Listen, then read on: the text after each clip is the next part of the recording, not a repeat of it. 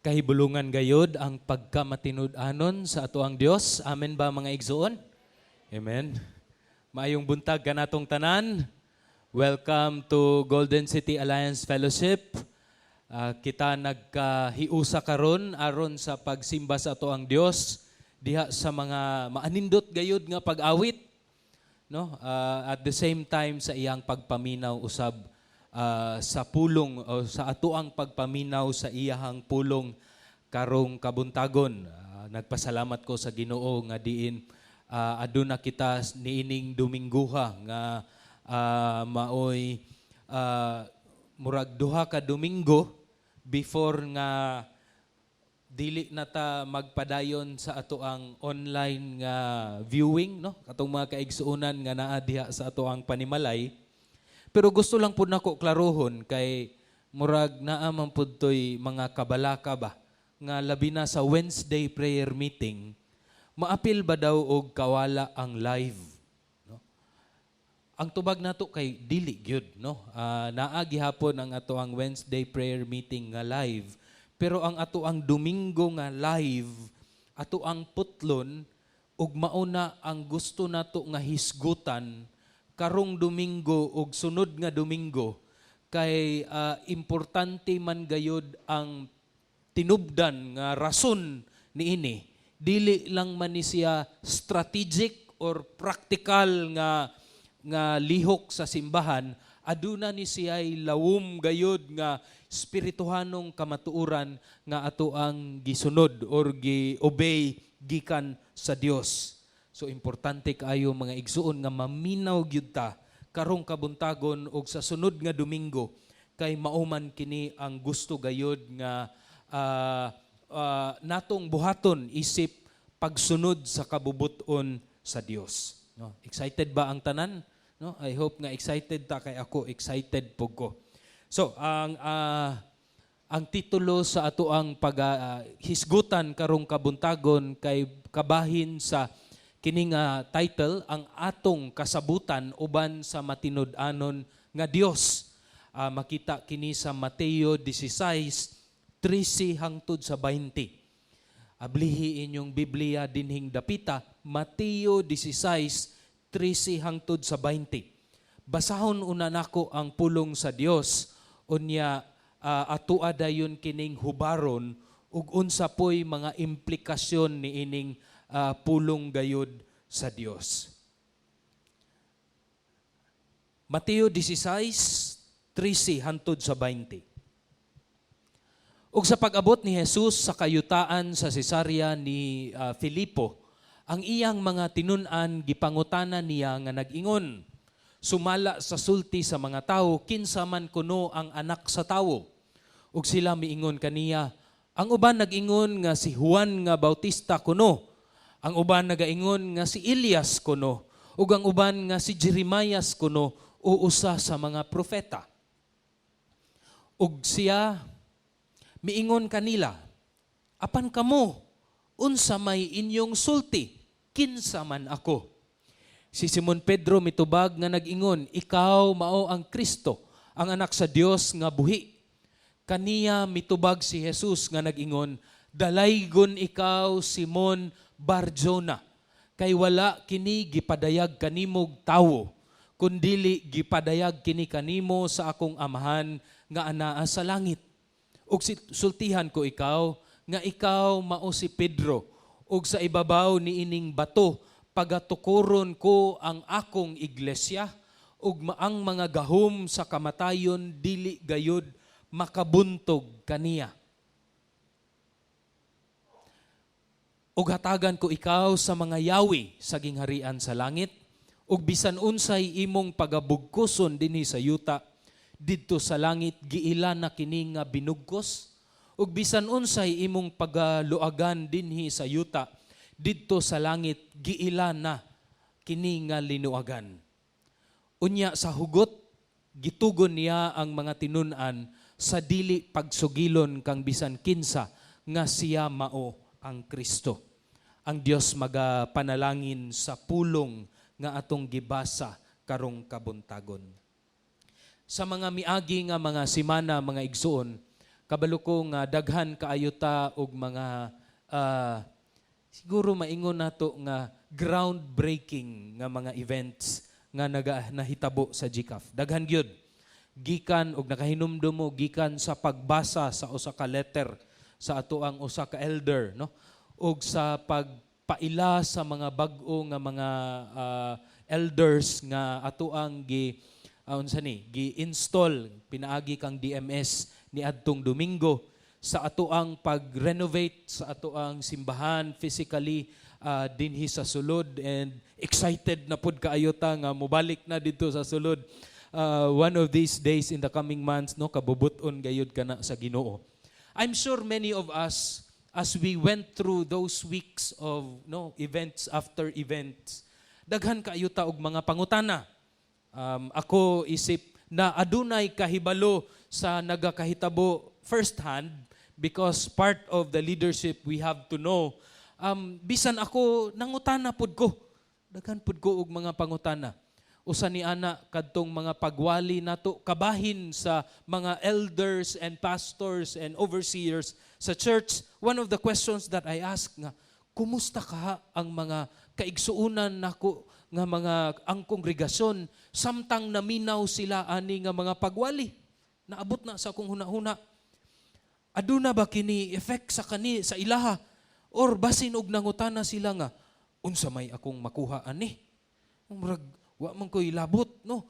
Sa tibuok semana, grabe ang ako ang pangabudlay. Unya, unta, pag-abot na ko sa Domingo, makadungog unta ko og mga pagwali nga makahatag og kadasig sa akong kasing-kasing isip individual. Siguro naabot po na sa inyong una-una, siguro, no? Pero ako, daghan lang yung dagan-dagan sa akong una-una. Pero kabalo ko, nga bisan og naana, nga panghuna-una, kabalo gyud ko nga, dili man kini, mura lugar nga wa mo'y labot, maubitaw nga giwali gyud nato kini. Kay diha sa pagtuo, hiniusa man ta, dili man ta individual nga nanganhi, kundili usa man kita ka pamilya nga aduna gyud kay kalabutan. Pero lagi, moabot gihapon sa ato ang panghuna-huna nga, unsa man gyud ka, no? Napanalanginan ka ang atong mga katawhan. Naamang gyud na usahay ng mga inuunod nun lugar nga panghuna-una nga, pero sukwahi gyud kay kabalo gyud ta nga diha sa Biblia importante gayud kini.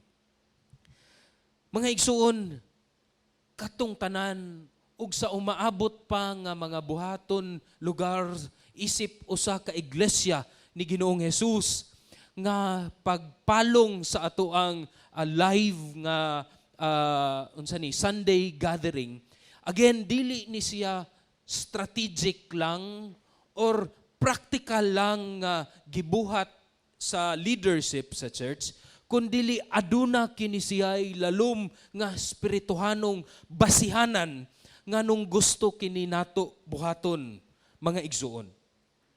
Ang short answer, ang sayon nga tubag niini, mao nga atong gibuhat ang atong mga or ang rason nga gibuhat nato or buhaton nato kining mga butang nga ato ang giplano, kay tungod nga usa ka simbahan sa Dios, gusto ta mutuman sa kabubuton sa Dios nga iyang gipadayag dinhi sa iyang pulong. Apan mga igsoon, gusto na kong klaruhon nga again lalom ni siya maunang ato aning uting kayon sa duha ka Domingo karon og umaabot nga Domingo, apan dili gyud gihapon igo ang duha ka Domingo, kay usa man kini siya kapagtuon kung unsa ang iglesia or ang simbahan or a course of ecclesiology. What is the church? Usa ni siya ka semester kung muadto ka sa sa Bible school, pero gusto nato nga targeton nga mahimo natong duha ka semana sa pagwali, duha ka oras lugar maximum. If we would sum up the many questions nga naa lugar sa atong una-una sa gikan sa miagi nga mga bulan o mga semana, usa kini siya ka pangutana sa atoang identity. A question of our identity. Kinsa man gyud ta? Kinsa man ko in view of the church? Unya, og dili lang ko individual, apil ko sa lawas ni Kristo, isip usa ka simbahan, unsa may implikasyon noon, hinuon ni anang mga butanga. Aduna ko'y paborito nga fairy tale sa una. Ako tong nakaplagan nga libro, gamay siya nga libro, kay nahimo man siyang libre, nga kung mupalit ka og usa ka gatas sa una, palit kag usa ka karton nga gatas, naa siya'y libre nga fairy tale, mubo ra kaayo nga libro. Ang tawag sa fairy tale kay The Princess and the Pea. Ang prinsesa ug ang liso. Kurata ba no? Sa Binisaya, lahi kay siya paminawon. Gibalik-balik na ko tog basa kay ganahan ko sa istorya. Ang istorya nag-ingon nga aduna kunoy babayi nga nanuktok sa dako nga castle, no? Sa hari ug sa iyang pamilya. Nay babayi nga nanuktok sa gabi nga kusog kaayo ang ulan. Pag-abri lugar sa Rayna, nakita niya ang usa ka babayi nga siguro ang sanina kay basa, no, gisi-gisi, ambot og unsay gigikanan aning bayhana, stress kaayo, unya nag-ingon siya with all confidence, pasudla ko, pakan ako, kay usa ako ka prinsesa.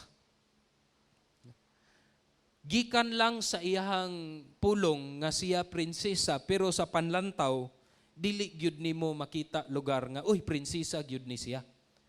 Ang Rayna pod, aduna siya'y plano nga kung tinuod gyud ni siya nga prinsesa, ako siyang pasudlon ug akong sulayan kung tinuod ba gyud siya nga prinsesa. Lugar gipasulod, gipakaon, giilisan og sa panahon nga natulog na or tingkatulog na, gibutangan sa Rayna og 20 kabuok nga foam mattresses stacked one after another. Unya didtos pinakailalom, gibutangan niya usa ka liso. Kay pinaagi ni adtong usa ka liso, mapamatud-an nga kini bagyud siya prinsesa nga tinuod or dili. Tinuod man nihigda tong babayi nga gikan sa ulan, unya pagkabuntag nibalik ang Rayna ug gipangutana niya ang prinsesa, "Day, kumusta man ang imong katulog?" Ingon pod sa prinsesa, "Wa ko katulog. Mahal nga Rayna, wa ko katulog. Gasigi kog limbag-limbag, gasigi kog tuyok-tuyok, kay murag na amang gyoy something sa akong higdaanan nga murag gahi. Hinuon wa ko katulog." Mao nang niingon ang Rayna, tinuod gyud ni siya nga prinsesa tungod sa usa ka liso. Kurats pod no mga igsuon. Tungod lang sa liso, makaingon na nga prinsesa na dayon. Mga igsuon, unsay punto ni ining istoryaha? No? Ang punto ni ini would be ang identity. And that is very important. Ang kaning prinsesa, with all courage and with all confidence, nisulod siya sa usa ka castle nga murag maulaw unta ka kung dili ka tinuod nga prinsesa or maayo lang gyud ka nga mangingilad. No? Musulod ka didto. Upon with all confidence, misulod siya. She went through all the stories and all sa kanang mga panghitabo to declare kay kabaluman siya kung kinsa siya and that she is a princess. Unya, aduna po'y pagpamatuod ni ini ug mao kana ang kadtong liso.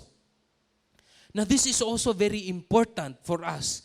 Tungod kay samtang ni anhi ka ug moingon ka nga miyembro ka sa Golden City Alliance Fellowship, aduna kay identity nga gisulti sumala sa imuhang baba.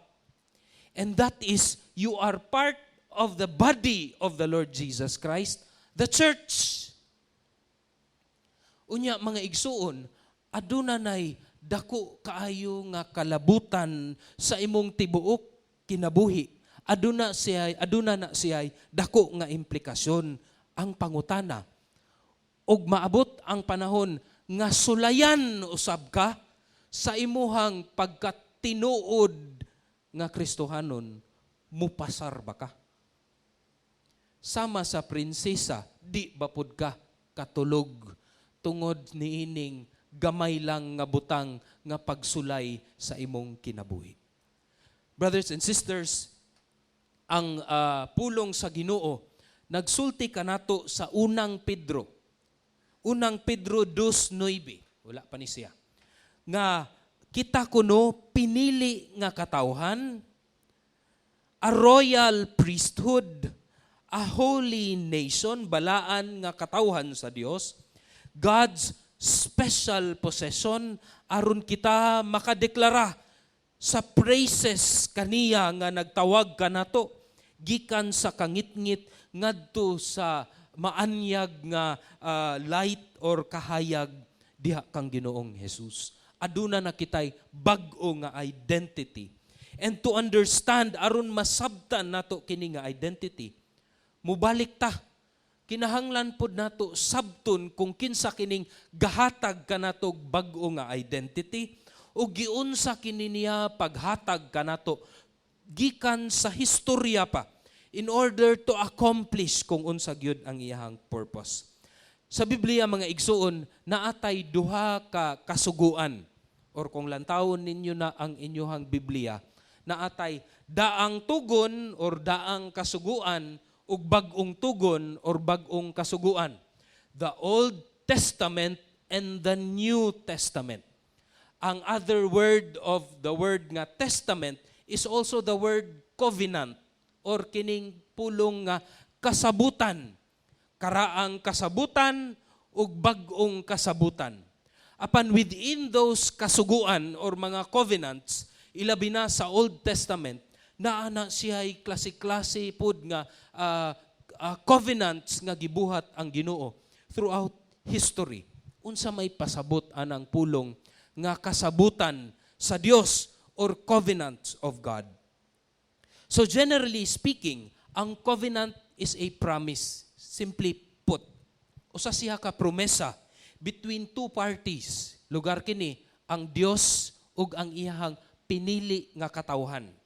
Kasabutan nga ang Dios mubuhat niini ug ang mga katawhan usab kung kondisyonal ang kasabutan, mo respond pud sila depende kung unsay kasabutan. Niadtong mga sa panahon didto sa ancient Near East, karaang panahon didto dapita sa Middle East, this is a concept that is very kanang prevalent or pirmi nga nagakahitabo. Ilabi na with a king ug sa iyahang tawo, ang hari ug sa iyahang tawo. Mu-promise ang hari, whether conditional or dili conditional, nga buhaton kini nako para sa inyuha ug inyuha kining matagamtaman ang mga panalangin. Kung conditional, moingon pod ang mga tawo nga, sige, amo pong tumanon ang kondisyon sa imuhang kasuguan o hari. So this is something very familiar, ilabi na sa mga katawhan ni adto sa panahon ni Ginoong Jesus. So, ang king ug ang subject is usually maugyod na siya, pero dili pod all the time nga ang hari ug ang mga tawo pwede pod ni siya sa pariho og stato or estado sa kinabuhi. But with God, there were many covenants or kasabutan nga gibuhat ang Dios, ilabi na sa mga tawo nga iyahang gipili. Una niini kay ang ginatawag nga Adamic Covenant. Sa pagbuhat sa Dios ni Adan ug ni Eva, gibuhat sila sa Dios diha sa hulagway og image and likeness. O the same hitsura. In other words, hulagway diha sa Dios. Mao kadto ang blessing sa Dios sa kay Adan ug ni Eva. Unya, kadto miingon dayon ang Dios isip promesa nga Panalanginan ko kamo or ikaw Adan, ikaw maoy manghingalan sa tanan nga mga hayop ug ikaw maoy magdumala sa tanan nako nga binuhat. Unya mao kadto unya naa pagyoy lain sa panahon nga nakasala si Adan ug si Eva. Nagbuhat na pod og lain nga kasabutan ang Dios pinaagi sa tunglo nga naa didto sa Genesis chapter 3. Og tinuod man tungod sa sala nga misulod sa kalibutan, pag-abot nimo sa Genesis chapter 6, pinakauna gyud nga bersikulo didto, nag-ingon nga ang tibuok kalibutan pagka demonyuhan na gyud, no? Evil na ang tibuok kalibutan. Maunang kinahanglan gayud nga unsa ni ang hustisya sa Dios madayag pinaagi sa paghukom ni adtong mga katawhan, mao nang niabot ang dakong lunop. Og pag-abot sa Genesis chapter 9, aduna na po'y kasabutan ang Dios sa iyang pinili nga pamilya, mao ang pamilya ni Noah. Og niingon na pod, nakigsabot na pod ang Dios kang Noah, no, nga pagpadaghan Noah, mao ra gihapon nga go into the world and multiply, mao po'y promise. Pwede ninyo lantawon kana nga kasabutan sa Genesis 9, 1 hantod sa 7. Pero lagi tungod kay ang sala sa tawo naa naman sa iyahang kinasuluran sa iyang kasing-kasing ni gikan sa pamilya ni Noah, nagkadaghan na pod ang mga tawo unya nag-ingon sila sa Genesis chapter 11, maghiusa ta, magtapok ta, and let's make a name for ourselves. Ug magtukod tag taas kaayo nga tore nga maoy gitawag nga the Tower of Babel. Timailhan sa ilang pagkabantog or ug ilahang pride lugar. Kita na pod ang Dios, murag ingon na pod ang Ginoo nga di ni maayo. Didto gilibog sa Dios ang ilahang mga sinultian ug sila ni katag sa tibuok kalibutan. Og among all those different nations nga napurma gikan sa Tower of Babel, namili ang Dios og usa ka tawo, mao kana si Abraham, number 3, ang Abrahamic covenant, kasuguan, pagpakigsaad, promise sa Dios kang Abraham.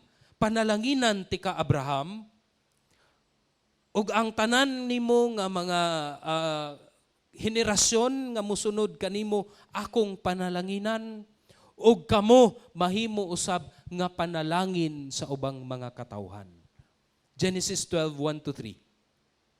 Og from Abraham niabot ang nasod sa Israel gikan didto sa Ehipto, ni gawas gipili sa Dios ang usa ka leader nga si Moses, og didto sa Mount Sinai naa didto nakigsabot na pod ang Dios kang Moses, mao kadto ang gitawag nga Mosaic Covenant, ang kasabutan sa Dios nga migawas ang balaod sa Dios nga gilantaw sa Israel nga usa gayud kahalangdon nga promesa sa Dios. Ug kini karon mao ni siyay aduna siyay kondisyon na kung musunod mo sa balaod, panalanginan gyud mo, ug di pod mo motuman sa balaod, makatilaw pod mo nako, mo ingon sa Dios sa Israel. And from that, there is also the Davidic covenant nga kung moapil lagi mo sa discipleship building course, maistoryahan pag yun ni nato nga lawom-lawom, no? So sa sunod, pwede yun kaayo ta mga pil, no? Atong mga discipleship building course, inighuman ani nga pagsimba karong kabuntagon.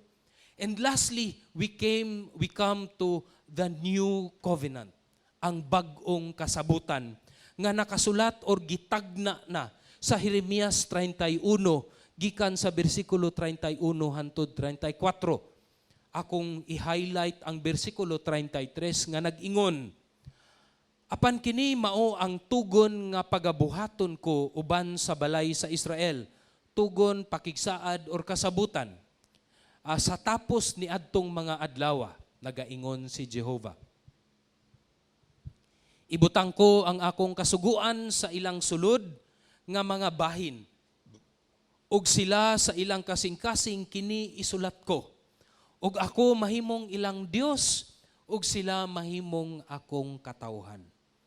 So instead nga ang balaod na external to the people of Israel, karon nahimo na siyang internal niining bag-ong katawhan nga moresulta sa bag-ong kasabutan sa Dios, the new covenant. Kini nga bag-ong kasabutan sa Dios natuman kini or na-inaugurate, na-welcome kini or nasugdan gyud kini sa pagkatawo ni Ginoong Hesus. The inauguration was the birth of the Lord Jesus Christ. It was accomplished, completed by Christ's suffering, death, and resurrection. And it will be perfected, mahimo kining hingpit sa panahon nga mubalik na gayud si Ginoong Hesus. Ana na, pero wala pagyud. No? Kana nga perspective of the Bible. Niini nga bag-ong kasabutan, si Jesus nag-abli og dalan for a new chosen people. Bag-ong pinili nga mga tawo. Composed of Jews, mga Israelita, ug mga Hentil, ikaw ug ako. Sila nahimong beloved na karon, hinigugma sa Dios, pinili sa Dios. And then mao kini ang gisulti dayon sa Dios o ni Jesus sa kadtong gibasa nato Mateo 16 kang Pedro nga magtukod siya og usa ka simbahan, church or the word ecclesia. Ang bag-ong katawhan giingon usab sa 1 Corinto 12:13.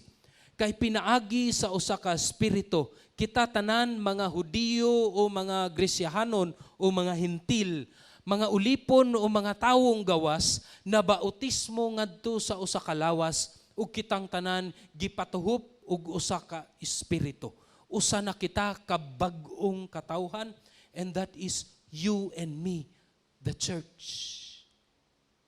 Dili ang building kundili ang katawhan nga nagkahiusa matag Domingo aron sa pagsimba ug paghimaya ug pagpaminaw sa pulong sa Dios.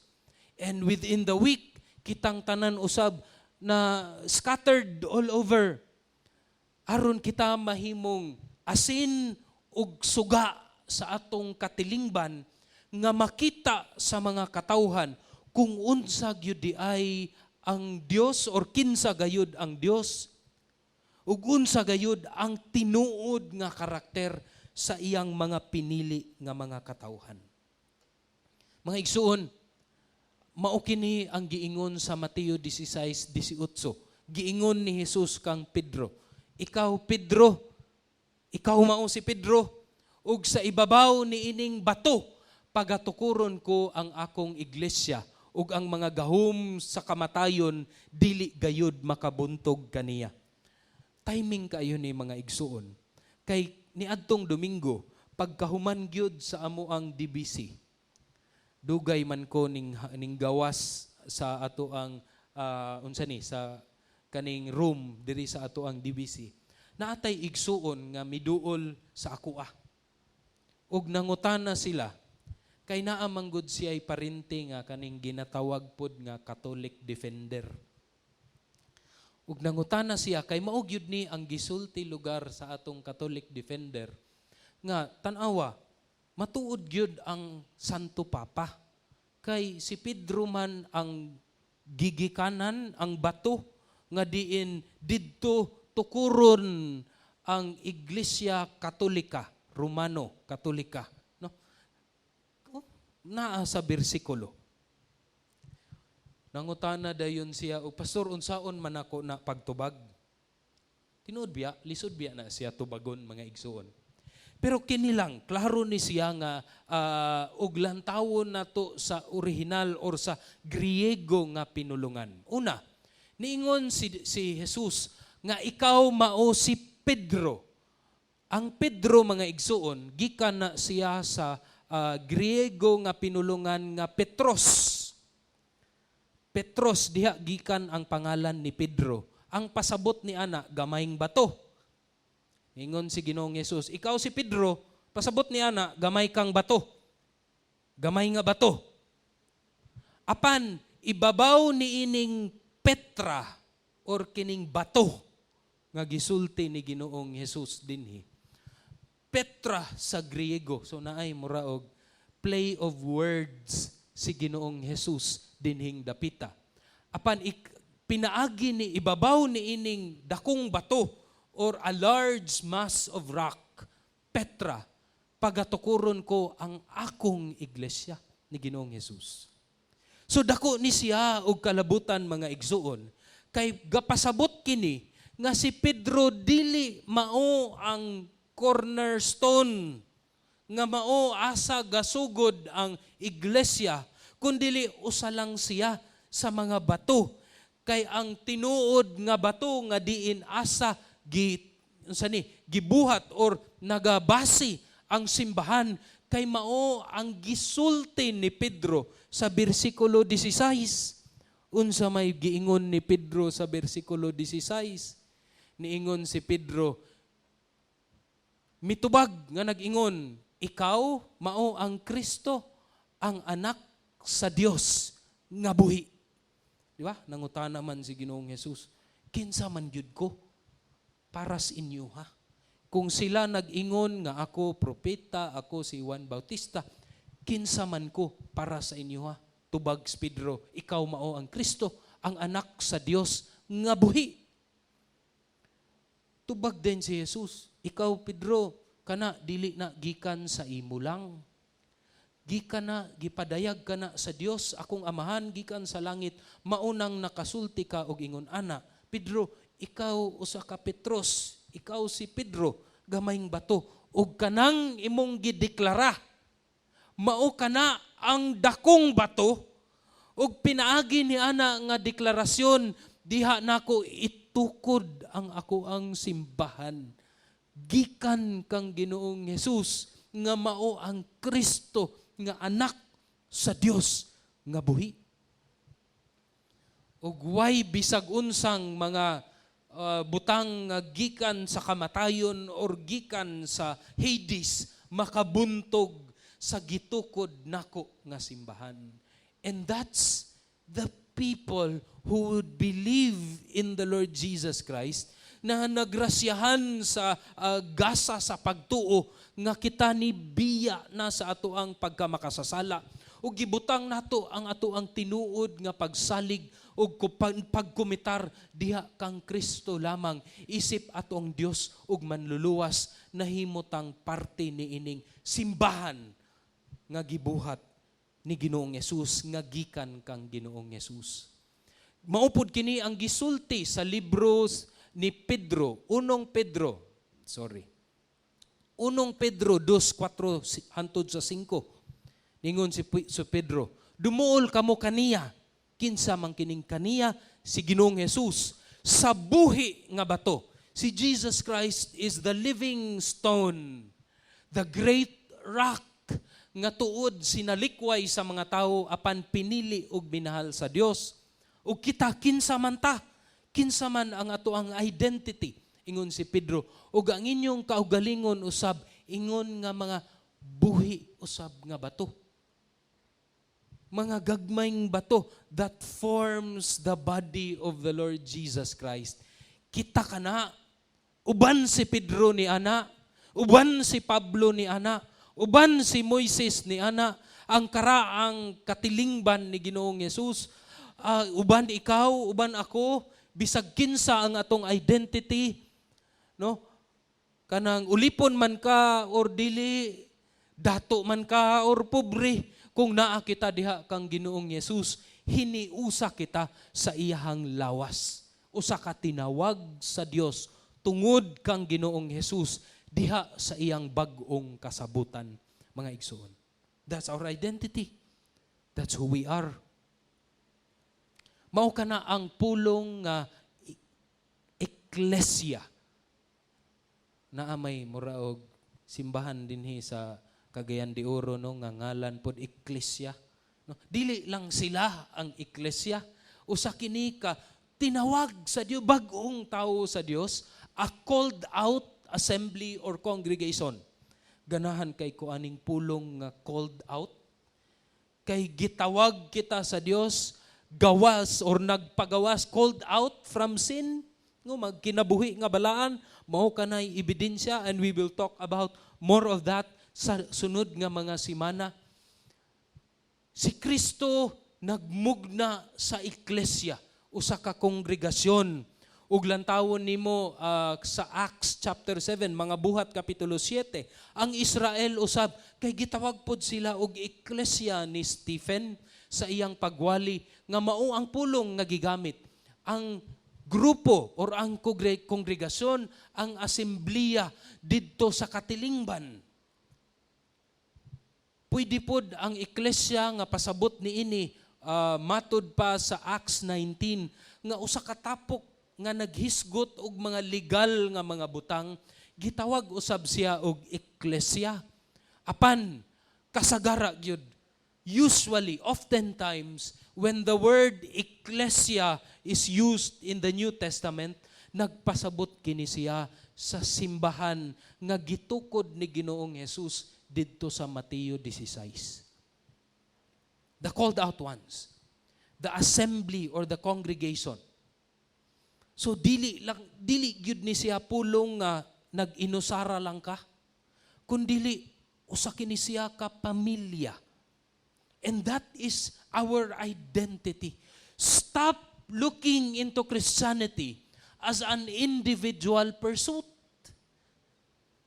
Dili ang Kristohanon nga ikaw hiniusa lang ka, nga maubitang mo ingon ka nga okay ra ko og diri ra ko sa balay mo simba. Kay that's not what the design of Jesus on His church. His church is a family. Maunang sa tanan natong gibuhat, sa pagbasa ni adtong letter, sa pagpili og ato ang mga leaders dinhi sa GCAF, apil ka kay pamilya man ta. Ang imuhang pulong ug ang imuhang pagsulti, ang imuhang opinyon, importante ka na kay pamilya man ta. Kabantay ka anang pamilya nga naay usa ka anak nga dili ginapaminaw sa amahan o ginahan, unsa may resulta? Adunay kapungot, adunay feeling nga pabor-pabor manis mama ug papa. Labi na sa una nga parehos akong amahan o ginahan nga adunay siyam ka igsuon, no inana ba no? Napulo ka igsuon. Nag-ingon ang ako ang mga auntie nga, dayag kaayo ang pabor-pabor daw sa akong lula. Kay naaday uban nga anak nga pirting trabaho didto, mao'y maglimpyo sa balay. Naapoy uban mga anak nga paharuhay ra didto, no? Lingkod-lingkod ra didto, bagulbol tong gahugas plato nga pabor-pabor ni lula. Maunang we have to let you know aron kami makabalupod sa inyong opinyon kay pamilya man ta. Ug maunang kung naay kasubo ug naa may kalipay ingnami, sultihi ang atong mga leaders kay pamilya man ta. Mao ni ang iglesia nga gitukod ni Ginoong Hesus. Usa ka pamilya. Luyo sa daghang mga klase-klaseng mga dominyon, mga principalities and powers all over this world, there is a chosen people, the church, that's you and me, nga diha gipadayag sa Dios ang iyahang tinuod nga grasya, ug kini ang pamilya mao na karon maoy suga ug asin nga diin ang mga katawhan usab makabati kung unsa gayud ang pagdumala sa Dios ug ang grasya sa Dios. Mga igsuon, ang matinud-anon nga kasabutan nga gikan sa Dios, nagmugna kini siya og bag-ong katawhan nga nagpatin-aw kung unsa gayud ang gingharian sa Dios. Ang gingharian sa Dios, mga igsuon, connected ni siya sa church. Dili ni siya ang church, kundi ang katawhan sa gingharian sa Dios, the kingdom of heaven, is the church. I want us to understand nga ang tibuok kalibutan, tungod kay gibuhat kita sa hulagway sa Dios, aduna tay kasabot Kasabot ta bisan og na fallen na kini, na tungod sa atong sala, no, aduna nay unsa ba ni, na papas na gamay, wa mangyud na wala ang hulagway sa Dios sa tanan nga mga tao, napapas ra gamay. Pero kasabot ang mga tao kung unsay gugma, kung unsay hustisya, kung unsay integrity or kamatuoran. Na sila'y understanding of that. In fact, sociologists would say nga ang nag-unite sa lain-lain nga mga societies, culture, ug nation is justice. Mao gyud na ang ga-unite kay kung naay hustisya, mamugna kuno ang usa ka nasyon or usa ka lugar or usa ka community kung naay hustisya. Because there is an understanding of love, of justice, of mercy, of kining tanan. But is it perfect or is it enough? Dili. In fact, I have a mentor nga nakaadto sa Malaysia. We know that Malaysia is an Islamic country. But they have a ministry they call as Ministry of Integrity. Mao kadto ang gibisita sa usa sa akong mentor didto sa Malaysia, and they were able to see this beautiful building according to him. Grabe gyud, mahal gyud kaini nga building. Pagkadako gyud kaing gi-invest sa country of Malaysia. And one of the leaders of that Ministry of Integrity, kabalo man siya nga Kristohanon kadtong ako ang mentor, iyang giingnan ang akong mentor, kabalo ka kung asa ni namo gikan nga konsepto ang pulong nga integrity. Isa kabalo ka nga wala man ni sa Quran ang integrity. Wala na siya sa Quran matud pa adtong usa ka leader of the Ministry of Integrity. Kaysa Islamic culture is whatever is beneficial to your people or to your family, that's honorable. So kung ikaw mangawat ka didtong dapita aron imuhang pakanon ang imuhang pamilya, no, okay ra ang imong pamilya, that's honorable for the Islamic nga culture according to him.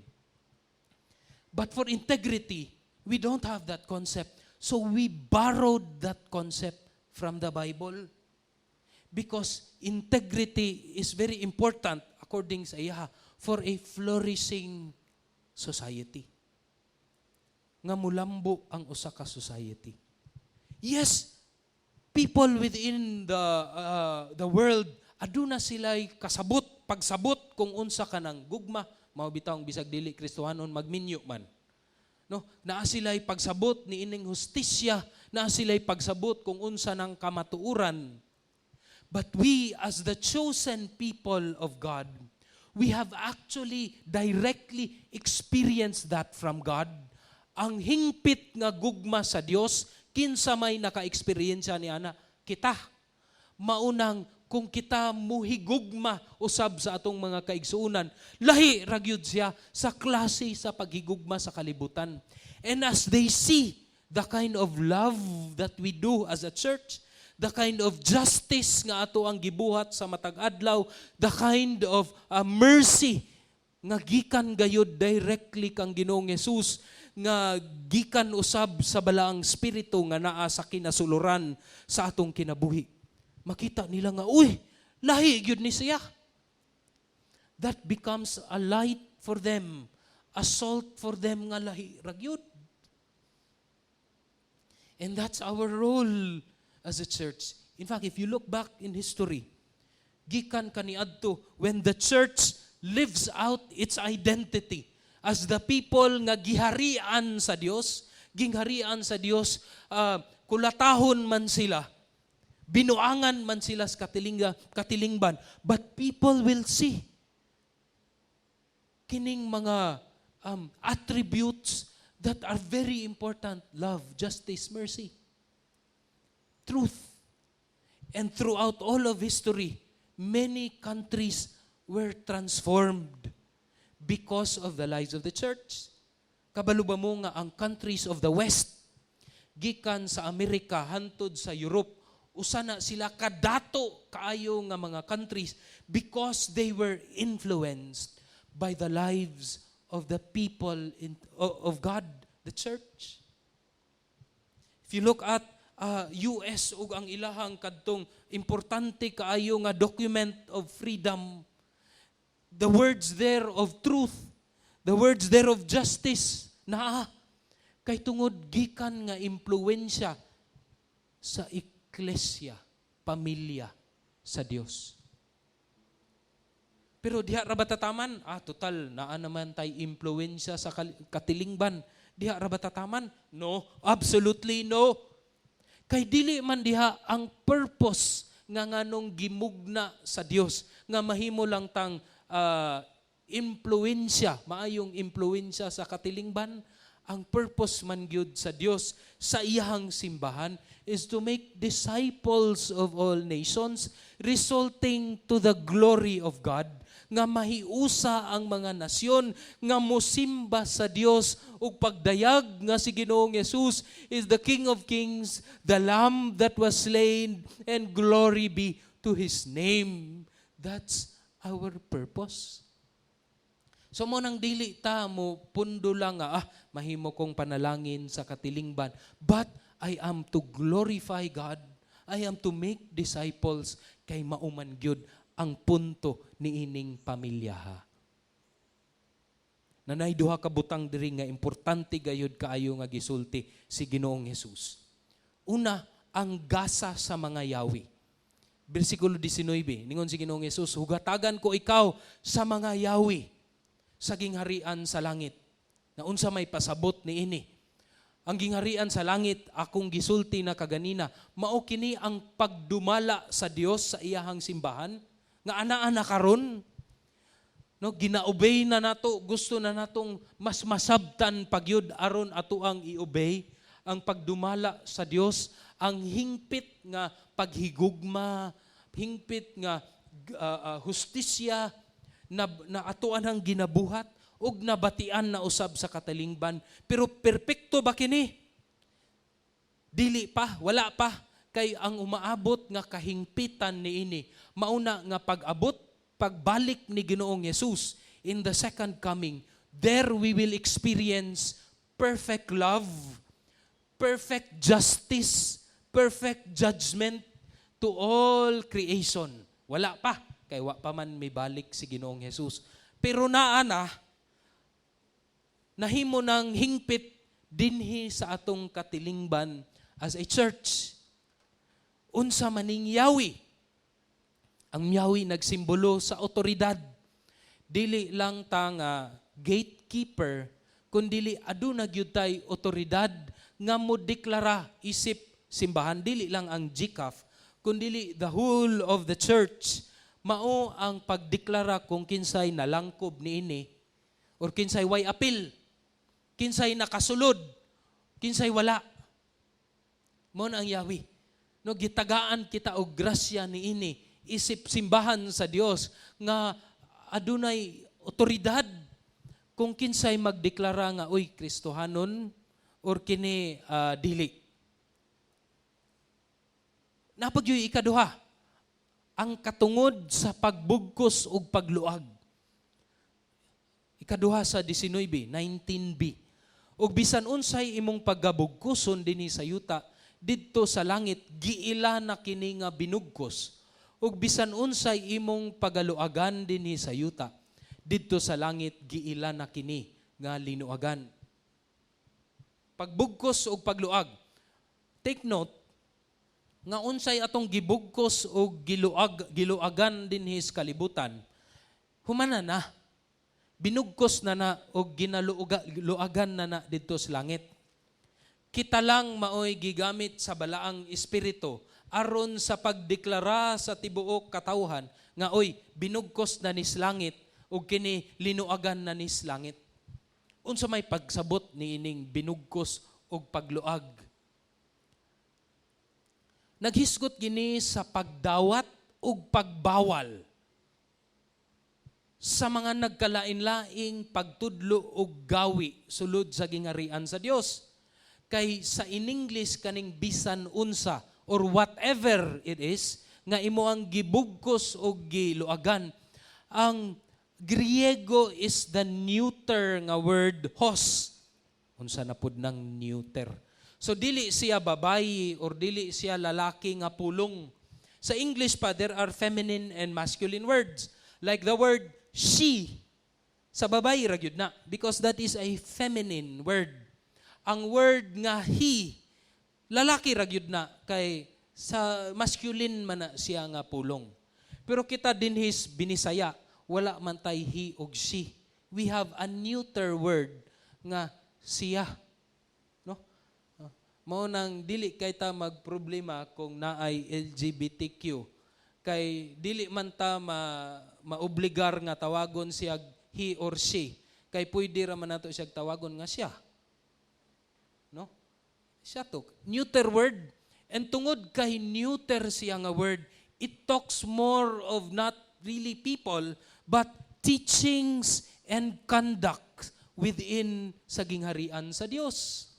So, these two things, lantahon na to mga igsoon, ang pagdumala sa Dios, the rule or the reign of God, naghatag og otoridad sa simbahan, aron sa pagdeklara kung kinsay naglangkob niini, or salikway ba ni siya, wa ba ni siya ilabot, o paglangkob og pagsalikway sa pagkamiyembro or pagka-citizen niini, ug ikaduha sa mga pagtulunan og gawi sa sulod niini. Na mga igsuon, daghan kaayo ni siyag implikasyon. In fact, throughout the whole of history, daghan na kini siya og resulta. Maunang the important roles of elders within the church is very important in here because that is part sa pagtulunan sa Dios nga iyang gideklaras iyang pulong. And throughout the churches all over history, eldership are very important and the understanding of biblical elders are very important. Dili lang na sila tigbuhat og balaod or the legislative part of the church nga matud pa sa panggobyerno. Unya ang mga pastor mao ang executive. No. That's not the teaching that is accepted of the church and taught by the Lord Jesus Christ. The importance of church discipline. Importante kayo. Start here. Kay pinaagi man sa discipline sa church, mailhan gayud nga oy kini tinuod gyud ni siya nga Kristohanon or basin og usa ni siya ka lobo nga nagpaingon-ingon lang nga leader sa church pero dili gyud di ay sa simbahan ni Ginoong Hesus, not merely the local church here sa GCAF. And then the declaration of many people throughout history sa church nga kini siya heretical ni iyang ginatudlo.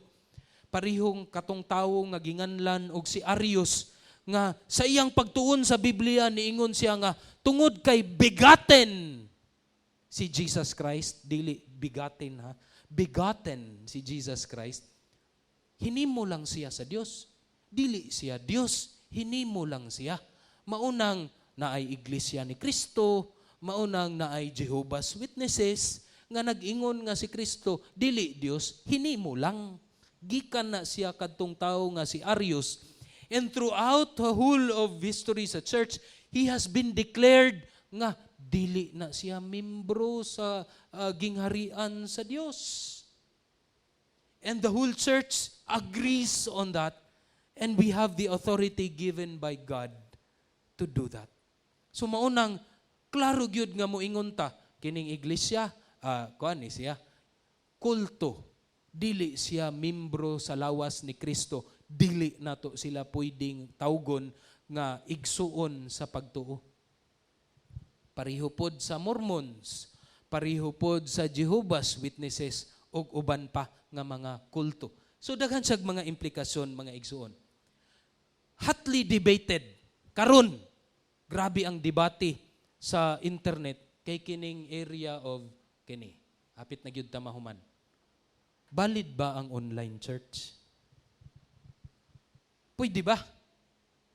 Online, mga igsuon nga naa silang balay.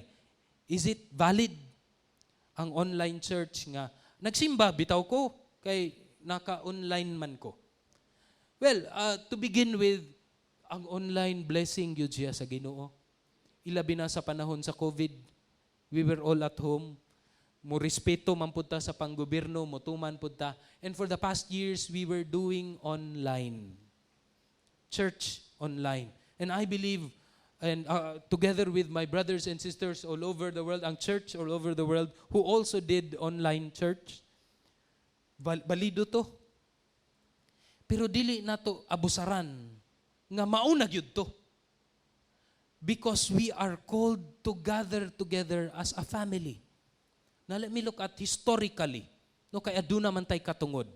During the 19th and early 20th century, naapo di ay nga dili lang online or TV church. Naapoy radio church. Maminaw las radyo. No, kaya may internet ni adtong panahon na. Wala man po'y TV pa ni adtong panahon na.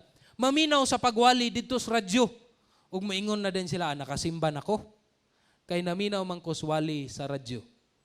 One of our brothers back then, Dwight Moody, D.L. Moody, ingon siya, the difference between listening to a radio sermon and going to church is almost like the difference between calling your girl on the phone or your wife on the phone and spending the evening with her. Nawag ra ka. Ikumpara nimo kaysa ga-date gyud mo under the stars or with candlelight dinner. That's grabe ka, infinite, vast gap of difference. Ingon usa sa ato apong mga igsuon, si Corrie ten Boom. Ingon siya, when a Christian shuns fellowship with other Christians, the devil smiles. When he stops studying the Bible, the devil laughs. When he stops praying, the devil shouts for joy. Kung giabusaran na nato ang online church, nga naa na lang ta pirmi sa balay, kabalo ko nga dili gyud na ang rason nga naa kay COVID. Kabalo ko ang rason ni ana kay komportable man gyud good sa balay. Ingon ni Corrie ten Boom, the devil smiles. During the 70s, the 80s, and the 90s, the TV church became a fad. Sikat. Today, ang Zoom o online church is a hot debate. But looking into the many churches all over the world, evangelical churches, daghan sila giingon. Ang usa ka scholar says this, online technology has held us together tenuously. Salamat siya. No? Kay tungod sa daghang mga panghitabo, ang online has helped us. But it's not enough. Diha sa church, there is grieving, rejoicing, feasting, and everything to be done. And it must be done together as a church, embodied and fully present as one. Dili enough, mga igsuon, nga naara ka online. John MacArthur said, there is no such thing as a Zoom church. Ingon ang usapod ka scholar si Jonathan Leeman, the push toward a virtual church, we fear, is a push for individual Christianity, which is not the design of God. Mga igsoon, daghan pa kayo. In fact, there is a basketball player no nga Kristohanon nga nag-ingon pod niini nga dili lagi gyud kung busy man daw ang iyahang schedule sa pagbasketball si Linsanity. No? Mangita gyud sa paagi nga musimba. Iyag yung pangitaan og paagi nga makasimba gyud siya because dili gyud daw mabaylo ang fellowship with the church. That's Jeremy Lin who said that. But it's not merely to those who are at home. And this is my final challenge to all of us. But for all of us. Nag-ingon ang usa ka pastor, si David Platt. What if we took away the cool music?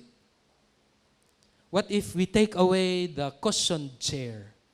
Although ang atong lingkuranan, dili man, wala may foam, no? What if the screens are gone? What if the stage is no longer decorated? What if wala na'y aircon pareho sa atua or pagnon ang electric fan? Would fellowship, would God's word be enough for you and me to come and fellowship and be with the brothers and sisters? Is His Word enough for us? That is one of the reasons why we need to stop the live nga pag-broadcast, because we want you who are worshiping at home to come. Bisan og inconvenient, kasabot gyud ko, igang gyud kaayo. Labi na inyang alas 10. But we are designed by God because that's our identity. That's who we are. We are to come together as a church because it's not merely nga magtapok ta, but there is something supernatural that happens when His church gathers together. Number one, yun di ana, we can give God the maximum glory when we are together worshiping the Lord as one. So brothers and sisters who are at home, please come. Please come. We miss you. No? Gimingaw mi sa inyo ha. We wanna fellowship with you. And for all of us, nagyoy panahon nga init nagyud kaayo ang simbahan, ang ato ang pagsimba. Don't surrender. We come together sa kahayahay man or kaigang man. We are to gather together because that is one of the ways we can give God the maximum glory. When we sing together, when we pray for each other, when we listen to God's Word together as a family. Mag-ampo ta. Lord, salamat sa imong pulong. Nagampo ko nga kini mohatag kanamo og kadasig. Aron kami padayon nga magsimba mga lagad kanimo dili as an individual. Yes, as an individual, dili lang, kundi isip usapod ka pamilya nga naghigugmaay, nagdinasigay, ug nagasimba kanimo diha sa Espiritu. Salamat kaayo Ginoo sa imong dakong grasya. Sa ngalan ni Jesus. Amen.